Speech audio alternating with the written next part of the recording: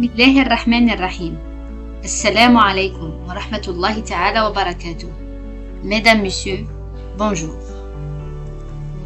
C'est Dr Ouda Al-Akeb, maître assistant classe B, spécialité mathématiques, à l'université Ahmed Zabana de Relizane en Algérie, faculté des sciences et des technologies, département génie des procédés.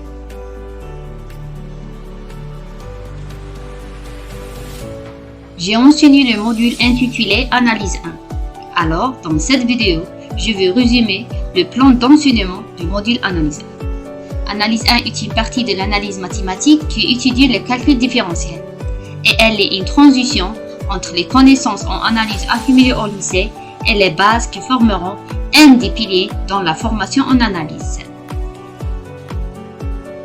Je vais présenter la carte mentale du module qui aide l'étudiant pour visualiser le module Analyse 1. Pour plus de détails et plus d'explications, suivez la vidéo.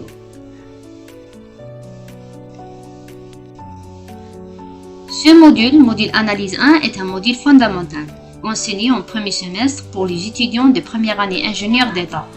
Spécialité électrotechnique, génie civil, génie mécanique et génie des procédés. De crédit 6, coefficient 3, et par volume horaire par semaine, 1h30 minutes cours et 3 heures travaux dirigés. Le but de ce cours est donner quelques outils de l'analyse mathématique utiles dans les sciences de technologie. Et à la fin de ce module, l'étudiant atteindra 4 objectifs. Le premier objectif étendre les connaissances en analyse accumulées au lycée aux bases qui constitueront l'un des piliers de l'analyse 1. Deuxième objectif, rappel de différents ensembles de nombres. Troisième objectif, développer le concept de suite numérique. Et le quatrième objectif, définir les fonctions usuelles de l'analyse. En conséquence, le cours d'analyse 1 est composé de 4 chapitres. Dans le premier chapitre, on introduit le corps des nombres réels et ses propriétés. Deuxième chapitre, concernant les suites numériques, on va étudier les notions de suite convergente, suite divergente, suite monotone, suite adjacente, suite récurrente et suite de couchée. Nous traitons dans le troisième chapitre les fonctions réelles à une variable réelle, notamment les notions de limite, de continuité et ainsi de dérivabilité. Le quatrième chapitre est le dernier et introduit l'outil des fonctions trigonométriques inverses, des fonctions hyperboliques et leurs fonctions inverses.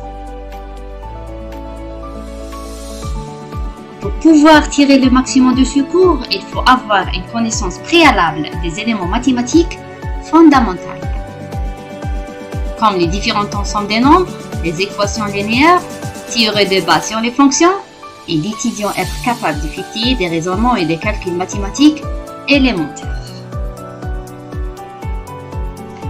L'évaluation finale de ce cours se fait à travers un examen final qui compte pour 60% et évaluation continue et régulière qui représente 40%. Et en dernier, je vous remercie pour votre attention.